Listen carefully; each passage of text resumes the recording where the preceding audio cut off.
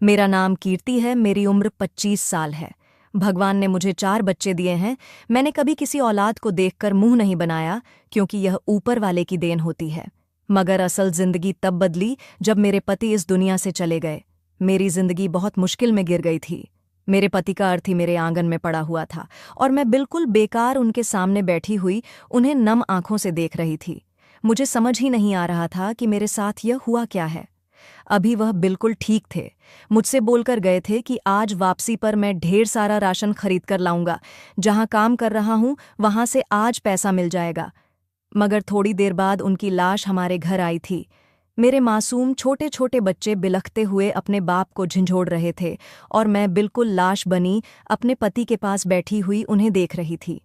मेरे लिए यह सब यकीन कर लेना बिल्कुल ही नाकाबिले बर्दाश्त था, जब अचानक एक मोहल्ले की औरत ने मेरे कंधे पर हाथ रखा था और मुझे देखते हुए बोली थी, कीर्ति हिम्मत करो, यही ऊपर वाले की रीत है। जो लोग आए हैं एक न एक दिन उन्हें इस दुनिया से जाना है। तुम इस तरह मायूस न हो, ऊपर वाला सब ठीक करेगा। उनकी बातें सुनकर जैसे मैं होश में आई थी और फिर मैं ढाढ़े मार मार कर रोई थी। मैंने अपने पति का गिरेबान पकड़कर उन्हें झंझोड़ डाला था। उनको देखकर चीखना चिल्लाना शुरू कर दिया था, अमर उठ जाओ, मैं तुम्हारे बिना नहीं रह सकती। भगवान के लिए उठ जाओ, मैं तुम्हारे बच्चों को कैसे संभालूंगी। मुझे नहीं मालूम कि मुझे किस तरह यह घर चलाना है। तुम मुझे ब्याह कर लाए थे, मुझे इस तरह तुम धोखा नहीं दे सकते। तुमने वादा किया था कि तुम सारी उम्र मेरे साथ रहोगे। तुम कहाँ जा रहे हो मुझे छोड़कर? मैं कैसे तुम्हारे बिना इस दुनिया में जीऊंगी? मैं दीवानी सी हो गई थी। कई लोग मुझे तरस भरी निगाहों से देख रहे थे तो कई लोग मुझे देखकर हंस रहे थे, क्योंकि बेशक मैं गरीब थी, हमारे पास कुछ नहीं था, लेकिन मेरे पति मुझे इतनी मोहब्बत और सलीके से रखते थे कि गली मोहल्ले की औरतें मेरी किस्मत पर रश्क करती थीं। और अब यही सब हसद नज़र मुझे खा गई थी और मेरा पति मुझे तन्हा छोड़कर इस दुनिया से रुखसत हो गया था। थोड़ी देर बाद ही मोहल्ले के मर्दों ने मेरी मदद की थी और मेरे पति को उनकी आखिरी सफ़र तक पहुंचा दिया था। मैं अपने बच्चों को सीने से लगाए खूब रोई थी, चिल्लाई थी, लेकिन न उन्होंने रुकना था और न वे रुके। वह वक़्त मेरी जिंदगी का सबसे काला वक़्त था। मैंने कभी सोचा भी नहीं था कि मेरे साथ इतना बड़ा हादसा पेश आ जाएगा। मैं अपने घर से भागकर अपने पति के पास आई थी, इसीलिए न मेरा ससुराल मेरे साथ था और न मेरा मायका। जिस पल हम दोनों ने भागकर शादी की थी, उस पल मेरे पति के घरवालों ने भी उनका साथ छोड़ दिया था। उन्हें साफ कह दिया था कि अगर तुम इस औरत को तलाक दोगे तो ही हम तुमसे रिश्ता रखेंगे। मगर मेरे पति डट गए थे। उन्होंने कह दिया था कि मुझे किसी की ज़रूरत नहीं है, मैं अपनी पत्नी के साथ खुश रह सकता हूँ। मैंने अपने पति को यह सब देखकर कहा भी कि आप मुझे छोड़ दें, आप अपने माँ बाप से अलग न हों, उनसे दूरी न बनाएं। लेकिन मेरे पति ने कह दिया था कि जब मेरे ही माँ बाप को मेरी फिक्र नहीं, तो भला मैं क्यों लोगों की फिक्र करूं? मैं क्यों उन लोगों की खातिर अपनी खुशियां बर्बाद करूं? लेकिन यह बात मुझे थोड़ी अजीब लगी थी। एक माँ बाप भी होते हैं जो औलाद का सब कुछ होते हैं, उनके दुख सुख के साथी होते हैं, बचपन से लेकर बड़े होने तक उनकी देखभाल करते हैं, और जब औलाद समझदार हो जाती है तो उन्हें छोड़कर चली जाती है। मुझे यह बात बहुत ज़्यादा चुभती थी। मुझे मेरे माँ बाप बहुत याद आते थे। इसीलिए मैं कहती थी कि तुम अपने माता पिता से अपने रिश्ते अच्छे कर लो, मगर वह मेरी बात सुनने के वादार ही नहीं थे। और आज जब मुझे सबकी ज़रूरत थी तो मेरे पास कोई भी मौजूद नहीं था। मोहल्ले के चंद लोग ही मेरे पास बैठे हुए थे, और फिर जैसे जैसे शाम होती गई घर खाली होना शुरू हो गया था और मैं बिल्कुल तन्हा रह गई थी। मेरा दिल इतना बोझल हो रहा था कि मैं किसी को अपनी तकलीफ बता भी नहीं सकती थी। मेरे बच्चे बहुत छोटे छोटे थे। मोहल्ले की एक औरत ने ही अपने घर में इन बच्चों को खाना खिला दिया था, मगर अब सब चीज़ें मुझे ही देखनी थीं। मगर अभी मेरा गम इतना ताज़ा था कि मुझे होश ही नहीं आ रहा था। मैं घर के कोने में बिल्कुल हाथ पांव छोड़कर बैठ गई थी। अगर पति मोहब्बत करने वाला हो तो पत्नी उस पल ही मर जाती है जब उसका पति उसे छोड़कर जाता है। मेरे साथ भी कुछ ऐसा ही हो रहा था। वक़्त धीरे धीरे गुजरता चला गया था, लेकिन वह वक्त मेरे लिए बहुत दर्दनाक थे। 2 दिन इस तरह ही गुजर गए थे। मोहल्ले के लोगों ने मेरी खूब मदद की थी। इन 2 दिनों के दरमियान मेरा और मेरे बच्चों का ख्याल इन सब ने ही रखा था। लेकिन कौन कब तक करता? 2 दिन के बाद मोहल्ले की एक औरत ने मेरे कंधे पर हाथ रखा था और संजीदगी से बोली थी, कीर्ति, हौसला करो, तुम्हें ही सब चीजें देखनी होंगी। कब तक कौन करेगा? तुम्हारे बच्चे छोटे हैं तो होश से काम लेना होगा। किसी के घर में भी इतना नहीं होता कि तुम्हारे बच्चों का भी वह ख्याल रखे। मैं जानती हूँ यह बातें तुम्हें इस वक्त बुरी लग रही होंगी, लेकिन यही कड़वी सच्चाई है जिसे तुम्हें कबूल करना ही पड़ेगा। उस औरत की बात सुनकर मैंने अपना सिर हाँ में हिलाया था, क्योंकि मुझे मालूम था कि यही सब जिंदगी का हिस्सा है। आज नहीं तो कल सबके असल चेहरे सामने आने ही होते हैं। और मोहल्ले वाले कौन से मेरे खूनी रिश्ते हैं जो मेरी इतनी फिक्र करेंगे? इन लोगों ने 2 दिन मुझे देख लिया, यही बहुत था। मैंने उस औरत का बहुत शुक्रिया अदा किया था और उसको बोल दिया था कि जिसने हमारी मदद की है उन सबका भी शुक्रिया कर देना, क्योंकि बुरे वक्त में जो काम आ जाए उसकी बात ही अलग होती है। मैं यह बोलकर अपने कमरे में आ गई थी और अपनी छोटी बेटी को सीने से लगाकर खूब रोई थी। मेरे पति को वह बहुत अच्छी लगती थी। ऐसा कहना अच्छा था कि मेरी सबसे छोटी बेटी उनकी सबसे लाडली औलाद थी। मैं काफी देर तक उसको देखती रही थी, उसमें अपने पति का अक्स देखती रही थी। लेकिन जो बात मेरे पति की है वह न कभी औलाद में आ सकती थी और न ही कभी किसी और इंसान में। मगर शायद यहाँ मैं गलत साबित होने वाली थी। थोड़ी देर बाद ही मेरे बच्चों ने खाना मांगना शुरू कर दिया था। मेरा बच्चा बहुत ज्यादा रो रहा था, इसीलिए मैंने अपने आप को संभाला था और किचन में आई थी। फौरन ही घर में जो मौजूद था जल्दी जल्दी अपने बच्चों के लिए खाना पकाकर उनके सामने पेश कर दिया था और उन्हें मोहब्बत से देखने लगी थी। अब यही 4 वजूद थे जिनके साथ मैंने अपनी जिंदगी बितानी थी। इन्हें अपने सीने से लगाकर रखना था, इनके सहारे ही जिंदा रहना था, वरना मैं तो उसी दिन मर चुकी थी जब मेरे पति इस घर से गए हुए थे। वक्त धीरे धीरे गुजरता चला गया था। तकरीबन 3 दिन हमारे सुकून से गुजर गए थे, मगर इसके बाद मुझे राशन की ज़रूरत महसूस होना शुरू हो गई थी। कभी दाल खत्म हो जाती तो कभी नमक, कभी लाल मिर्च का पाउडर खत्म हो जाता। यही सब चीज़ें मुझे परेशान कर रही थीं कि अब मैं आगे क्या करूंगी। थोड़े बहुत पैसे मेरे पास मौजूद थे जिनसे मैं अभी छोटी मोटी ज़रूरतों को पूरा कर रही थी, लेकिन मुझे मालूम था कि 1-2 रोज़ बाद ये पैसे भी खत्म हो जाएंगे। मेरे पति रोज़ कमाने वाले थे, इसीलिए मेरे पास कुछ भी जमा पूंजी मौजूद नहीं थी जिससे मैं कोई कारोबार कर लेती या फिर अपनी जिंदगी गुजारने का कोई रास्ता ढूंढ लेती। मैंने आज यही सोचा था कि मोहल्ले की दुकान से कुछ राशन उधार ले आऊं, फिर कुछ भी करके उनका उधार उन्हें लौटा दूंगी। मगर मुझे मालूम ही नहीं था कि यह कदम मेरी जिंदगी का कितना मुश्किल कदम होने वाला है। अपने बच्चों को मैं ध्यान से रहने का बोलकर बाहर निकल आई थी। औरतें मुझे घूर घूर कर देख रही थीं। यकीनन उन सबको यही लग रहा था कि अभी मुझे अपने घर से बाहर नहीं आना चाहिए था। सबने अपने घर के दरवाजे धीरे धीरे बंद करना शुरू कर दिए थे, क्योंकि सबको ही पता हो चुका था कि मैं कुछ मांगने के लिए ही निकली हूँ। लोग बहुत जालिम होते हैं, कल तक आपके अपने बने होते हैं और जब आपको उनकी ज़रूरत महसूस होती है तो आपको बिल्कुल पराया कर देते हैं। ऐसा ही हाल मेरा था। मैं खामोशी से उस दुकान पर आई थी जो मोहल्ले की एक बड़ी और मशहूर दुकान थी। मैं उस आदमी के सामने जाकर खड़ी हो गई थी और बहुत बेबसी से बोली थी, भाई, मेरे बच्चे घर में भूखे हैं, मैंने दोपहर से उन्हें कुछ नहीं खिलाया। तुम्हारी बहुत मेहरबानी होगी, मुझे थोड़ा राशन दे दो, मैं तुम्हें जल्द पैसे लौटा दूंगी। मैं तुमसे भीख नहीं मांग रही, बस उधार चाहती हूँ। उसने अचानक ही अपना हाथ उठाया था और एक बोर्ड की तरफ इशारा किया। मैंने उस तरफ देखा तो सामने लिखा हुआ था कि यहाँ उधार पर चीज़ें नहीं दी जातीं। मेरी आंखों में आंसू आ गए थे, ऐसा लगता था जैसे मैं अभी खत्म हो जाऊंगी। मैंने उस आदमी के आगे हाथ जोड़ दिए थे और मिन्नत करने वाले अंदाज में बोली थी, भगवान के लिए भाई, मेरे बच्चे बहुत छोटे हैं, राशन मुझे दे दो। मैं मोहल्ले के अंदर ज्यादा दुकानदार को नहीं जानती, तुम्हें तो मालूम है ना, मैं सिर्फ तुम्हारी दुकान पर ही सामान लेने के लिए आती थी। मेरे पति भी तुम्हारे पास ही आते थे, इस तरह से न करो। मेरी बात सुनकर उसने चंद लम्हे मुझे गौर से देखा था और फिर चावल उठाकर मुझे दे दिए थे और मुझे देखकर कहने लगा, ठीक है, ये ले जाओ, अपने बच्चों का पेट पाल लो, मगर ज्यादा मुझसे उम्मीदें मत रखना। मैं रोज रोज तुम्हें उधार पर सामान नहीं दे सकता, मेरी भी लगी बंदी है। उसकी बात सुनकर मैंने सिर हिला दिया था और खामोशी से घर आ गई थी। घर आकर मैंने जल्दी जल्दी अपने बच्चों के लिए चावल को उबाल लिया था और उनके आगे रख दिया था। घर में सालन मौजूद नहीं था जो मेरे बच्चे उस चावल में मिलाकर खाते, लेकिन भूख एक ऐसी चीज़ है कि इंसान कुछ भी खाने के लिए तैयार हो जाता है। थोड़ी ही देर में मेरे बच्चों ने वो चावल खाकर ख़त्म कर दिए थे। 2-3 निवाले मैंने भी जिंदा रहने के लिए अपने खा लिए थे और अपने भगवान से दुआ करने लगी थी कि मेरे लिए कोई आसानी पैदा कर दे। मैं किस तरह अपने बच्चों का गुजारा करूंगी? लेकिन मुझे मालूम ही नहीं था कि मेरे लिए तो अभी बहुत सी आजमाइशें बाकी हैं, जिनका मुझे बहुत मुश्किल से सामना करना है। वो रात भी जैसे तैसे गुजर ही गई थी। अगली सुबह मुझे अब दोबारा परेशानी आ चुकी थी। घर में कुछ भी मौजूद नहीं था। अब धीरे धीरे थोड़ा बहुत राशन भी खत्म हो चुका था। मुझे अब दोबारा किसी और से मांगने के लिए जाना था।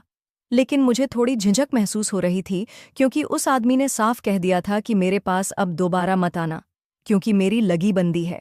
और बात बेहतर थी। हर शख्स अपना कारोबार कर रहा है। हर एक शख्स को पैसा चाहिए होता है। मैं बहुत ही हकीकत पसंद औरत हूँ, क्योंकि मुझे मालूम है हकीकत पसंदी ही इंसान को समाज में सुकून की ज़िंदगी गुजारने का मौका दे सकती है। ख्वाबों की दुनिया सिर्फ किताबों और टीवी ड्रामों में ही अच्छी लगती है। मैं काफ़ी देर तक बैठी इसी बारे में सोचती रही थी और फिर अपने बच्चों को भूख से रोता देख चादर उठाकर बाहर की तरफ चल पड़ी थी। मेरा दिल बहुत ज़ोर ज़ोर से धड़क रहा था और मैं मन ही मन प्रार्थना कर रही थी कि ये आदमी मुझे थोड़ा बहुत राशन दे दे और मेरी ज़िंदगी को आसान कर दे, वरना न जाने मुझे क्या कदम उठाना था। जब एक औलाद भूख से तड़प रही हो और एक माँ कुछ न कर पाए, तो सबसे दर्द भरी बात ही यही होती है। मैं फ़ौरन ही उस आदमी के पास पहुंच गई थी। मुझे देखकर उसने गुस्से से मुझे घूरा था और चिल्लाकर बोला था, तुम फिर अपना चेहरा लेकर मेरे पास आ गई हो? मैं तुम्हारी कोई मदद नहीं कर सकता, तुम यहाँ से चली जाओ। जब मैंने उसके आगे हाथ जोड़कर बोली थी, भगवान के लिए मेरे हाल पर रहम खाओ, मेरे बच्चे भूखे हैं, मुझे थोड़े से चावल दे दो, तुम्हारी बहुत मेहरबानी होगी। उन्होंने कुछ भी नहीं खाया है, मैं तुम्हारे आगे हाथ जोड़ती हूँ। मैं जितनी आंसू बहाकर बोली थी, उस आदमी को शायद मेरी आंसू पर रहम आ गया था। उसने सिर को हल्का सा हिलाया था और थोड़े से चावल मुझे दे दिए थे। और एक बार फिर उसने मुझे कहा कि अब दोबारा कभी मेरी दुकान पर नहीं आना। मैं रोज़-रोज़ तुम्हारी मदद नहीं कर सकता। लेकिन न जाने क्यों मुझे उस आदमी को देखकर दिल में एक उम्मीद सी पैदा हो रही थी कि यही एक अकेला आदमी है जो मेरी मदद कर सकता है। मगर मुझे मालूम ही नहीं था कि यही दुकान मेरी ज़िंदगी को किस तरह से बदल देगी, मुझे कितनी बड़ी परेशानी में डालेगी। मैंने गहरी सांस हवा के सुपुर्द की थी और वो चावल उठाकर अपने घर पहुंच गई थी। जब मैं घर के दरवाजे पर पहुंची तो वहां पर कई औरतें खड़ी हुई थीं। मेरा दिल बहुत जोर-जोर से धड़कने लगा था कि ये लोग मेरे दरवाजे पर क्यों खड़ी हो गई हैं। एकदम मुझे अपने बच्चों का ख्याल आया और बेकाबू होकर मेरे मुंह से ऊपर वाले का नाम निकला। मैं पागलों की तरह घर की तरफ भागी। जब मैं घर के अंदर दाखिल हुई तो सामने ही मेरे चारों बच्चे आपस में बैठकर न जाने कौन सी बातें कर रहे थे। मुझे देखते ही सब खिल उठे थे, क्योंकि उन्हें मालूम था कि मैं खाना लाने के लिए बाहर गई हूँ। वो औरतें एक के बाद एक मेरे घर के अंदर दाखिल होती चली गई थीं। मैं उन सबको हैरत भरी निगाहों से देख रही थी कि ये लोग मेरे घर के अंदर क्यों आई हैं। एक औरत मुझे देखते हुए बोली थी, वैसे शर्म आनी चाहिए तुम्हें। पति को मरे अभी 1 महीना भी नहीं हुआ और तुम बाहर निकल गई। इज्जतदार और मोहब्बत करने वाली औरतें तुम जैसी नहीं होतीं। उसकी बात सुनकर मैंने एक निगाह उस पर डाली थी और बहुत नरमी से बोली थी, आप लोग यहाँ से जा सकती हैं। मेरे घर में आकर बोलने की ज़रूरत नहीं है। मेरे बच्चे अभी बहुत छोटे हैं, मैं उनकी सोच खराब नहीं करना चाहती। मेरी बात सुनकर एक और औरत फ़ौरन गुस्से से बोली थी, बच्चों का ज़हन नहीं खराब करना चाहती या फिर अपनी आवारगी से बाज नहीं आती। तुम्हारा जब पति जिंदा था तब भी तुम यूं ही यहाँ वहाँ फिरती थी। मगर बहन, अब तुम्हें अपने कदमों को रोकना होगा। हम सबके पति हैं। हमारे पति तुम पर डोरे डालें, हम ये किसी कीमत पर बर्दाश्त नहीं कर सकते। मैं उन औरतों को हैरत भरी निगाहों से देख रही थी कि वे किस तरह की बात कर रही हैं। मैं एकदम बोली थी, आपका दिमाग खराब है। आप क्या बोल रही हैं? आपको मालूम है मेरे पति को मरे अभी 1 महीना भी नहीं हुआ और मैं आंख मटक्का करूंगी, वो भी आप सबके पति के साथ? भगवान से डरें। अगर भगवान के नाम से आप लोगों के अंदर थोड़ा सा भी डर है तो अपनी हदों को दूर रखें। किसी बेकसूर और दुखी दिल इंसान की आह से डरें। मेरी बात सुनकर एक औरत ने बुलंद आवाज में कहकाहा लगाया और मुझे देखते हुए बोली, तो तुम्हारे जैसी दुखी और औरत हमने आज तक नहीं देखी, जो अपने बच्चों को घर में फेंक कर गली गली आंख मटक्का करने के लिए निकल पड़ी है। मैं फौरन बोली थी, मैं किसी से आंख मटक्का करने के लिए अपने घर से नहीं निकली थी, बल्कि अपने ही बच्चों का पेट पालने के लिए ये चावल मांगने गई थी। आप लोग मेरे लिए कुछ नहीं कर सकती तो भगवान के लिए ये अपनी जुबानें भी बंद कर लें। मुझे माफ़ी दें, मैं अब जिंदा रहना चाहती हूँ अपने बच्चों के लिए। भगवान के लिए जाइए यहाँ से। मैं चीख पड़ी थी। मेरी चीख सुनकर वो औरतें जोर आवाज में बुरा भला बोलना शुरू हो गई थीं और वहां से चली गई थीं। उनके जाने के बाद मैं खूब रोई थी। मेरी आंखों से टप टप आंसू बहने लगे थे। पति का मर जाना मुझे इतना रुस्वा करेगा, मैंने कभी सपने में भी नहीं सोचा था। और भला मैं ऐसी बात सोचती भी क्यों? पति का मर जाना तो किसी भी औरत के लिए बहुत बुरा होता है। मेरे बच्चे मेरे पास आकर खड़े हो गए थे और मुझे रोता देख खुद भी रोना शुरू कर चुके थे। वो लोग भी उन औरतों की चीखने चिल्लाने से सहम गए थे, मगर मैंने फौरन ही अपने आंसू साफ किए थे और उनके आंसू भी साफ करते हुए बोली थी, कोई नहीं रोएगा, मम्मा अभी जिंदा हैं और आप लोगों का ख्याल रख सकती हैं। अभी आपकी मम्मा फौरन आप सबके लिए खाना तैयार करेंगी, आप सब यहाँ बैठ जाएं। यह कहकर मैं अपने किचन में आ गई थी। हम गरीब थे, लेकिन हम में कुछ अच्छाइयाँ मौजूद थीं। मैं अपने बच्चों को अच्छे संस्कार देना चाहती थी, उनका समाज में एक नाम बनाना चाहती थी, और मुझे मालूम था कि इन सब चीज़ों के लिए मुझे बहुत मेहनत करनी पड़ेगी। किचन में आकर मैंने फौरन ही चावल चढ़ा दिए थे और उनके पकने का इंतज़ार करने लगी थी। मेरे बच्चे भी किचन के दरवाजे पर खड़े होकर मुझे देखकर बातें बना रहे थे, जबकि मैं भी उनके छोटे छोटे सवालों का जवाब बहुत दिल से दे रही थी। हाँ, मैं बहुत दुखी थी। मेरे पति के दुख ने मुझे तोड़ दिया था, लेकिन अपने बच्चों के खातिर मुझे जीना ही था, उनको दुनिया के सामने लाना ही था, क्योंकि अगर मैं इस दुख के साथ बैठी रहती तो मेरे बच्चे भूखे मर जाते और मैं ऐसा किसी कीमत पर होने नहीं दे सकती थी। वो दिन मेरे लिए बहुत दर्द भरा था। मैं उन औरतों की बातें सोच सोच कर खूब रोई थी। आंखों से आंसू गिरना बंद ही नहीं हो रहे थे। वक्त तेजी से गुजर गया था। 2 दिन और बीत चुके थे। उस आदमी ने जो चावल दिए थे, उनके जरिए मैंने 2 दिन गुजारा किया था, लेकिन अब वो चावल खत्म हो गए थे और मैं और ज्यादा परेशान हो गई थी। हम इंसानी वजूद थे। हमें जिंदा रहने के लिए खुराक हर हाल में चाहिए होती है, चाहे हम दुख में हों या खुशी में। खाना हर एक के लिए ज़रूरी है। मैंने एक बार फिर ऊपर वाले का नाम लिया था और अपने ऊपर चादर लपेटकर बाहर निकल आई थी। मोहल्ले की औरतें बाहर ही खड़ी एक दूसरे से बातें कर रही थीं। मुझे देखते ही सबने नाखुश होकर सिर झटका था और अपने घरों के दरवाजे बंद कर लिए थे। मैं भी उन सबको नज़रअंदाज करके एक बार फिर उसी दुकान पर पहुंच गई थी और दुख से उसकी तरफ देखने लगी थी। जब उसने मुझे गुस्से से घूरा था, मगर फिर भी उसने चावल निकालकर मुझे दे दिए थे। आज उसने मुझे कुछ भी नहीं कहा था। मैंने शुक्र का सांस बाहर छोड़ा था, क्योंकि मुझमें और ज्यादा बेमकसद की बातें सुनने की हिम्मत नहीं थी। मेरे पति ने हमें हमेशा हथेली का छाला बनाकर रखा था, लेकिन जब से वो इस दुनिया से गए थे, सब मुझे जलील ही कर रहे थे। यही वजह थी कि मैं बेहद खुद को लाचार महसूस कर रही थी। रास्ते में मैं अपने भगवान से शिकवा कर रही थी कि उन्होंने मेरे साथ ऐसा क्यों किया। मैंने तो कभी किसी के साथ बुरा नहीं किया, किसी का दिल नहीं दुखाया, बल्कि हर एक से अच्छे से पेश आई हूँ, हर एक की मदद की है। तो मेरे साथ ऐसा क्यों हुआ? मगर न मेरे पास इस क्यों का जवाब था और न कभी मिलना था, क्योंकि ये सब भगवान के उसूल हैं। उसके आगे हम कुछ नहीं कर सकते। जो वो चाहता है वो करके ही दम लेता है। वो कब किसे अपने पास बुला ले, किसी को कुछ पता नहीं होता। घर पहुंचकर मैंने रोजाना की तरह अपने बच्चों के लिए खाना पकाया था और उनके पास ही बैठ गई थी। जब मेरी छोटी बेटी मुझे देखते हुए बोली थी, मम्मी आप क्या रोज रोज ये चावल पका लेती हैं? मेरा तो दिल ही उठ गया है इन चावलों को खा खा कर। मुझे कुछ और खाना है, वो भी बहुत अच्छा सा। और आप बोल रही थीं कि कल पापा आ जाएंगे। अब कहाँ पर हैं पापा? उस दिन पापा को ले गए थे सब, मैंने देखा था। वो इतनी मासूमियत से बोल रही थी कि मेरी आंखें भर आई थीं।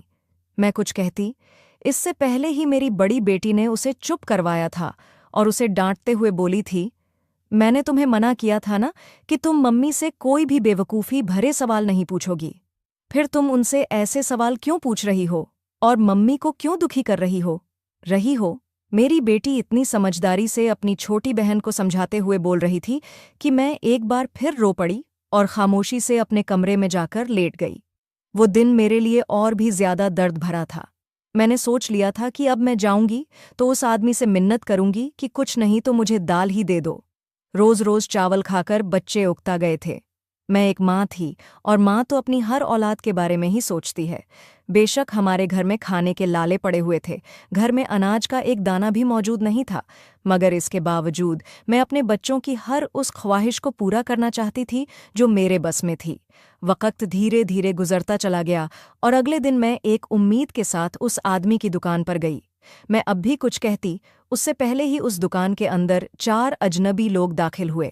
मैं थोड़ा सा घबराकर एक तरफ हो गई। मैं अब भी उस आदमी को बोलकर उससे राशन मांगती, उससे पहले ही एक आदमी मुझे अपनी तरफ आने का इशारा करने लगा। मैं थोड़ा सा घबरा गई थी और वहां से जल्द निकलना चाहती थी, क्योंकि मुझे मालूम था कि मैं एक अकेली औरत हूं। अगर किसी ने भी मेरे साथ कुछ किया तो लोग मुझे ही इल्ज़ाम देंगे कि मैं बिना पति के अपने आप को संभाल नहीं पाई। मगर उन आदमियों ने मेरा रास्ता रोक लिया।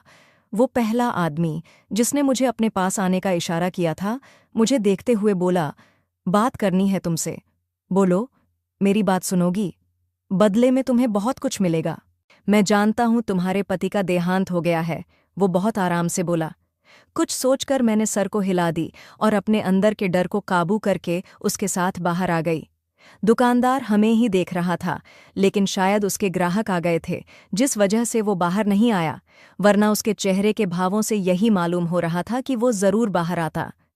वो आदमी मुझे देखते हुए बोला, देखो, अगर तुम मेरे साथ एक रात गुजार लो तो मैं तुम्हारे घर में बहुत सारा राशन भी भिजवाऊंगा और तुम्हें एक अच्छी सी नौकरी भी दिलवाऊंगा। इसके अलावा तुम्हें एक भारी रकम भी दूंगा। बोलो, मंजूर है? मैं उस आदमी की बात सुनकर हैरान रह गई और उसे देखते हुए थोड़ा तेज लहजे में बोली, शर्म आनी चाहिए आप जैसे मर्दों को। आपके घर में माँ बहन नहीं है? एक अकेली औरत को देखकर आप लोगों के दिमाग में इसके अलावा और कोई बात नहीं आती? मैं तुरंत गुस्से से फट पड़ी, क्योंकि मुझे इस बात की बिल्कुल भी उम्मीद नहीं थी। मेरी बात सुनकर वो आदमी कहकहा लगाकर हंसा और फौरन बोला, माँ बहन तो है, लेकिन सिर्फ एक तुम्हारे जैसी नहीं है। ये बोलकर उसने बहुत तेजी से कहकहा लगाया, जबकि मैं उसकी बात सुनकर शर्म से मरने की दहलीज पर आ गई। वो मुझे देखकर और भी बोला, बोलो, मंजूर है तो तुम्हारे लिए ये डील बहुत अच्छी रहेगी, बल्कि मैं तुम्हारे लिए कुछ करता ही रहूंगा। बस तुम्हारे साथ एक रात गुजारना चाहता हूं, कहो तो मैं बंदोबस्त करूं। मैं कुछ सोचकर खामोश हो गई। एक साथ भरपूर राशन, एक अच्छी नौकरी, उसके बाद एक भारी रकम, ये सब चीजें मेरा बहुत ज्यादा फायदा कर सकती थीं। मेरे छोटे 4 बच्चे थे जिनकी देखभाल मेरे ही जिम्मे थी। अगर मैं उस आदमी के साथ सिर्फ एक रात गुजार लेती तो मेरी बहुत सी मजबूरियां खत्म हो जातीं और मैं भी लोगों की तरह एक सुकून की जिंदगी जीती। अपने बच्चों को समाज में पढ़ा लिखा कर बहुत बड़ा इंसान बनाती। यही सब बातें सोचकर मैंने सर को हिला दी और उसकी तरफ देखते हुए बोली, ठीक है, मैं इस काम के लिए तैयार हूं, लेकिन आप अपने बात से मुकरेंगे नहीं। मेरी बात सुनकर उसने फौरन ही सर हाँ में हिलाया और फौरन बोला, तुम बेफिक्र रहो, तुम्हारे लिए तो अब मैं सब कुछ करूंगा। सबसे पहले तुम्हारी नौकरी का बंदोबस्त करूंगा ताकि तुम्हारी रोजाना की मजबूरियां खत्म हो जाएं। उसके बाद मैं तुम्हें एक भारी रकम दूंगा जिससे तुम अपने घर का खर्च चला सको। उसके बाद मैं तुम्हें भरपूर राशन भी दूंगा जिससे तुम्हारे बच्चों का पेट पाल सको। बोलो, सब मंजूर है? मैंने सर को हाँ में हिलाया और वापस उस दुकान वाले के पास जाने लगी। जब उसने मुझे रुकने का इशारा दिया, वो अंदर जाकर काफी सारा राशन खरीद कर लाया और मेरे हवाल करते हुए बोला था, अभी ये राशन का चौथाई हिस्सा है। जब मैं तुम्हें असल राशन दूंगा तो तुम्हारी आंखें फटी की फटी रह जाएंगी। मैंने इतना सारा राशन देखकर ऊपर वाले का शुक्र अदा किया और उस आदमी को हाँ बोलकर अपने घर आ गई। बच्चे इतना सारा राशन देखकर दंग रह गए थे, वरना आमतौर पर मैं 1 पाव या आधा किलो चावल ही लेकर आती थी। इसके बाद अपने बच्चों को पकाकर खिला देती थी। इससे हमारा 2 दिन का गुजारा हो जाता था। मगर आज इतना सारा राशन देखकर मैं भी खुश थी और मेरे बच्चे भी खुशी से झूम रहे थे। मैंने अच्छा सा खाना उन सबके लिए बनाया और हम सब ने साथ बैठकर खाना खाया। मैं लगातार उस आदमी की बातें ही सोच रही थी कि मैं उसके साथ किस तरह रात गुजारूंगी। न जाने वह मेरे साथ क्या कुछ करेगा। बस मैं यही प्रार्थना कर रही थी कि यह रात महज एक ही रात हो, उसके बाद मुझे कभी यह कदम न उठाना पड़े। जिस पल मेरे पति का देहांत हुआ था, मेरे दिमाग में यह बात आई थी कि भगवान न करे अगर मेरे पति के अलावा किसी और ने मेरे जिस्म तक पहुंच बनाई तो मैं क्या करूंगी। और वह समय इतनी जल्दी मेरे सर पर आ जाएगा, ये मैंने कभी सोचा भी नहीं था। बच्चों को सुलाते सुलाते मुझे रात के 10 बज गए थे। यह समय मेरे लिए बहुत दर्द भरा था। लगातार मेरे दिमाग में यही बातें घूम रही थीं कि अगर किसी भी मोहल्ले की औरत या फिर किसी भी शख्स को मेरी इस हरकत के बारे में मालूम हुआ तो मेरे लिए जीना मुश्किल हो जाएगा। लोग मुझे इस घर में सुकून से सोने भी नहीं देंगे। मुझे यही बातें परेशान कर रही थीं। ऊपर से मुझे अपने बच्चों की भी फिक्र सताने लगी थी कि मेरे पीछे से अगर किसी बच्चे की आंख खुल गई और वह मुझे न पाकर घर से बाहर निकल आया तो अगर मोहल्ले वालों को पता चल गया तो मैं क्या करूंगी। यही सब सोचकर मैंने तय किया कि घर से बाहर ताला लगाकर जाऊंगी और अपनी बड़ी बेटी को भी आगाह कर दूंगी कि अगर मेरे पीछे से कोई उठ जाए तो तुम उसका ध्यान रखना। मुझे मालूम था कि वह पूछेगी कि आप कहाँ जा रही हैं, मगर मैंने सोच लिया था कि मैं उसे ज्यादा बात करने का मौका ही नहीं दूंगी। मैं अपनी जगह से खड़ी हुई और अपने बेडरूम में आ गई। मैंने चुनकर अपने लिए एक साड़ी निकाली। ये मेरे पति की सबसे पसंदीदा साड़ी थी। मेरी आंखों में आंसू आ गए और मैंने ऊपर वाले से एक बार फिर शिकवा किया, मेरे साथ यह सब क्यों हो रहा है, मुझ पर रहम कर। मैं यह सब नहीं करना चाहती। मैं तेरे साए में रहना चाहती हूँ। मैं एक सुकून भरी जिंदगी जीना चाहती हूँ, लेकिन शायद अभी मेरे लिए वह सुकून का वक्त नहीं आया था। मैंने गहरी सांस ली और वह साड़ी पहनना शुरू कर दी। साड़ी पहनने के बाद मैंने खुद को थोड़ा बहुत संवारा। अपने पति की याद के बाद मैं काफ़ी दिनों बाद तैयार हुई थी। ये सब करते हुए मुझे अजीब सी शर्म और झिझक महसूस हो रही थी और हद से ज़्यादा डर भी लग रहा था कि अगर किसी को गलती से भी पता चल गया तो मेरा क्या होगा। लेकिन कहते हैं ना, जब ऊपर वाला आपके साथ हो तो हिम्मत आ जाती है। मैंने जल्दी जल्दी खुद को तैयार किया और अपनी बड़ी बेटी को जगाकर उसे तमाम स्थिति से आगाह कर दिया कि मैं अभी एक काम से जा रही हूँ, तो पीछे से अपने भाई बहनों का ध्यान रखना। उसने फौरन अपनी उनींदी आंखें खोलकर मुझे देखा और फौरन बोली, मम्मी, आप इतना तैयार होकर कहाँ जा रही हैं? और रात के इस समय सब ठीक तो है? आपकी तबीयत ठीक है? वह फौरन परेशान हो गई। मेरी सबसे बड़ी बेटी 8 साल की थी। मैंने उसे देखकर सिर हिलाया और खामोशी से बाहर आ गई। मेरा दिल बहुत जोर जोर से धड़क रहा था। ऐसा लग रहा था जैसे अभी बंद हो जाएगा। उस आदमी ने मुझे अपने घर का पता बता दिया था और वहीं आने को कहा था। यही सब सोचकर मैं बहुत ज्यादा घबराई हुई थी। एक लंबी दूरी तय करके मैं उसके घर पहुंच गई। मेरे हाथ पैर बिल्कुल सुन्न हो रहे थे। मैंने उसके घर के दरवाजे पर दस्तक दी तो थोड़ी देर बाद ही उस आदमी ने दरवाज़ा खोला जिसने मुझे अपने घर आने की दावत दी थी। वह मुझे सजा सौरा देखकर कहकहा लगाकर हंसा और फौरन ही मेरे लिए दरवाज़ा खोल दिया। मेरे हाथ पैर बिल्कुल सुन्न रहे थे और घबराहट से मेरे माथे पर पसीना भी चमकने लग गया था। वह मुझे अपने लाउंज में ले आया था और मुझे वहां सोफे पर बैठा दिया था, जबकि मैं अपने माथे पर आया हुआ पसीना साफ करके घबराई हुई आवाज में बोली थी, आपको जो करना है जल्दी जल्दी कर ले। मेरे बच्चे घर पर अकेले हैं, मुझे उनके पास जल्दी से जल्दी पहुंचना है। मेरी बात सुनकर वह मेरी तरफ देखते हुए बोला था, अरे अभी कहाँ? अभी तो तुम आई हो, शांति से बैठो। अभी तो मेरे बाकी के दोस्त भी आ रहे हैं। आज की रात तुम हमारे साथ ही रहोगी? ये बात सुनकर मैं एक झटके से अपनी जगह से खड़ी हुई थी और उसको देखते हुए बोली थी, क्या मतलब है आपकी बात का? आपके दोस्त? आपने कहा था कि सिर्फ आप मेरे साथ ये सब करेंगे। मैंने आपको आपकी दोस्तों की इजाज़त नहीं दी थी।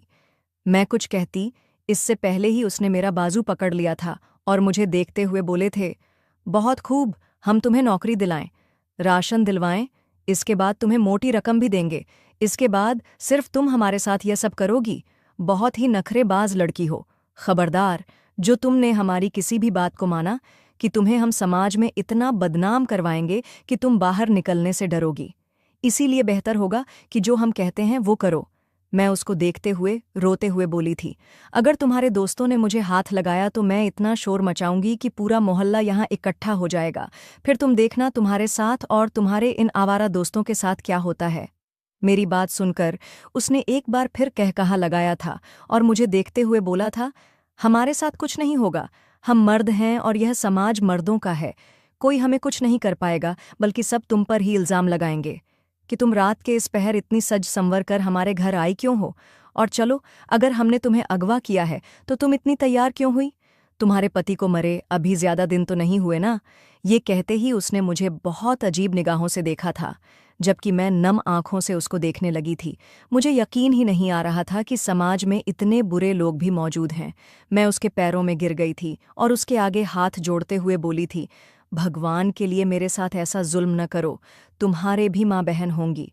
मैं कुछ कहती इससे पहले ही उसने घुमाता हुआ थप्पड़ मेरे मुंह पर मार था और मेरी आंखों में आंखें डालकर बोला था, फालतू बात करने की जरूरत नहीं है। तूने दुकान में भी इस तरह की ही बात की थी, मगर अब अगर तूने अपने मुंह से एक शब्द भी बाहर निकाला तो मैं तेरी जान ले लूंगा।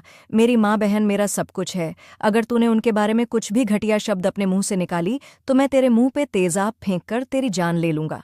उसकी बात सुनकर मैं बिल्कुल खामोश हो गई थी। मेरा दिल बहुत तेजी से धड़क रहा था और मैं ऊपर वाले से प्रार्थना कर रही थी कि मेरे साथ अभी कुछ भी बुरा न हो। मुझे अब यहाँ आकर एक बहुत बड़ी गलती का एहसास हो रहा था। मैं समझ गई थी कि अब ये लोग मेरी जिस्म के चीथड़े बिखेर देंगे, लेकिन कहते हैं ना, जब आप ऊपर वाले से उम्मीद रखो और उससे अपने लिए प्रार्थना करो तो वो ऊपर वाला आपकी मदद जरूर करता है। थोड़ी देर बाद ही घर का दरवाज़ा बजा था और उसके दोस्त भी आ गए थे। अब वो 4 मर्द थे और मैं एक अकेली मासूम औरत उन लोगों के सामने बैठी हुई थी। वो दरिंदों की तरह मेरे ऊपर झपट पड़े थे, मगर वो लोग कुछ कर पाते इससे पहले ही किसी ने एक जोरदार लात मारकर उन लोगों को दूर कर दिया था। मैंने बेखौफ दरवाजे की तरफ देखा था। वहां पर कोई और नहीं बल्कि वही हमारे मोहल्ले का दुकानदार खड़ा हुआ था, जो रोजाना मुझे चावल देकर मेरी मदद किया करता था। वो मुझे देखते हुए सिर न में हिलाते हुए बोला था, मैंने कहा था ना कि अपने पैरों पर खड़ी हो जाओ, कौन तुम्हारी बार बार मदद करेगा।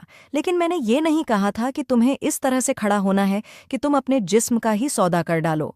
ये कहते ही उसने मुझे उन चारों के चंगुल से आजाद करवाया था, जबकि वो चारों फौरन बोले थे, अरे तू निकल यहाँ से खबरदार। जो इस औरत की तरफ देखा भी, ये आज की रात हमारी है। जब उसने कुछ मिनटों में ही उन चारों को धुन के रख दिया था, वो दुकानदार बहुत ही अच्छी किस्मत का मालिक था। इसीलिए उसने इन चारों को संभालने में ज्यादा वक्त नहीं लगाया था।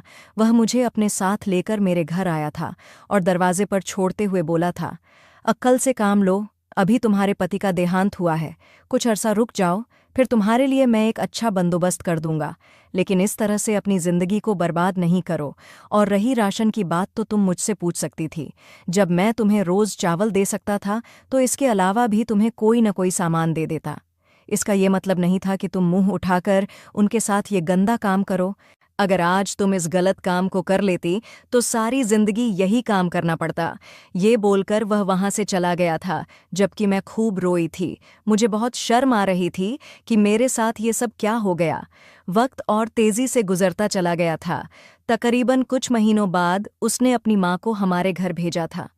मैं तो हैरत के समुंदर में डूब गई थी कि ये औरत हमारे पास क्यों आई है, वरना उसकी माँ कभी भी मोहल्ले में नहीं निकलती थी। उन्होंने देखते ही मुझे प्यार किया था और फिर जो बात उन्होंने कही थी वो सुनकर मैं हैरान रह गई थी। उनका कहना था कि उन्हें राकेश ने भेजा है। दरअसल वह आदमी मुझसे शादी करना चाहता था। मैं तो हैरान ही रह गई थी। मैं उन्हें मना करना चाहती थी, लेकिन फिर मैंने यही सोचा कि मेरे 4 बच्चे हैं और ये समाज मुझे अकेले जिंदा नहीं रहने देगा। ये लोग मुझे जिंदा ही मार देंगे। जिस तरह से इन लोगों ने मेरे साथ किया था, एक आदमी का बोलकर वो 4 मुझ पर टूट पड़े थे। यही सब बातें सोचकर मैंने उस औरत को हाँ बोल दी थी और उन्होंने सादगी से हमारी शादी करवा दी थी। मैं ब्याह कर उसके घर नहीं गई थी, क्योंकि मुझे मेरे बच्चे बहुत प्यारे थे। मैं इस घर में ही रहने लगी थी, जबकि वह भी मेरे पास ही आ गया था। उसके और भी भाई थे और वह जॉइंट फैमिली में रहता था। मैं अपने बच्चों के साथ उसके घर में नहीं रह सकती थी, इसीलिए उसने यही समझाया था कि वह मेरे पास आकर रहना शुरू हो गया था। वह पहले ही शादीशुदा था, लेकिन उसकी बीवी मर चुकी थी। इसीलिए उसने मुझे और मेरे बच्चों को दिल से अपनाया था। शायद मैं पति के मामले में बहुत ही खुशकिस्मत थी। मेरा दूसरा पति भी बहुत अच्छा इंसान था। उसने भी मुझे दुनिया जहान की खुशियां दी थीं और मैं अब अपने भगवान का शुक्र अदा करती हूँ कि उसने उस वक्त मेरी मदद के लिए राकेश को भेज दिया था, वरना उस दिन मेरे साथ जो होता वह मैं शब्दों में बयान नहीं कर पाती। मैंने ऊपर वाले से रोकर माफ़ी मांगी थी कि मैंने लालच में आकर जो कदम उठाना चाहा था, उसकी मैं माफ़ी मांगती हूँ और बेशक हर इंसान को एक ठोकर लगने के बाद ही सही बात की समझ आती है। अगर आपको हमारी कहानी पसंद आई हो तो वीडियो को लाइक करें, चैनल पर नए हैं तो चैनल को सब्सक्राइब ज़रूर करें। धन्यवाद दोस्तों।